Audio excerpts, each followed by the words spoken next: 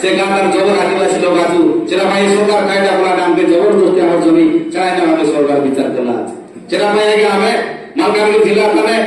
ছাত্রকুটি block কানে আমি গায়ে গায়ে আমি সমর্থন আরাম করবো আছু যে কি রবীন্দ্র ভাই আমাকে বটইলে মিশা সমুদ্রে দিনকে রাতে দিন সে ফোন করছি আমি কেন্দ্রি করে আমার জমিকে আমার সমাজকে বঞ্চাবো লড়াই করবো না মালকানগিরি জেলাটা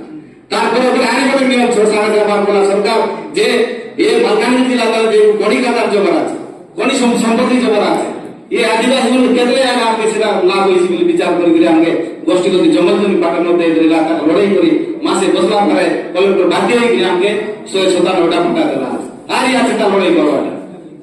তারপরে আমি জেলা ভিত্তিক নিযুক্তি তো ভাই মালকানগিরি জেলা কানে কেন লোক সম্পত্তি লড়াই করে দিতে হবে জেলা গাঁও করণী সরকার লড়াই করণী এ আমার জেলা ভিত্তিক নিযুক্তি কাছে তারপর পুনি আর দিনে দিনে সরকার কায়দা আসবে আমার মালিয়া বন্তানে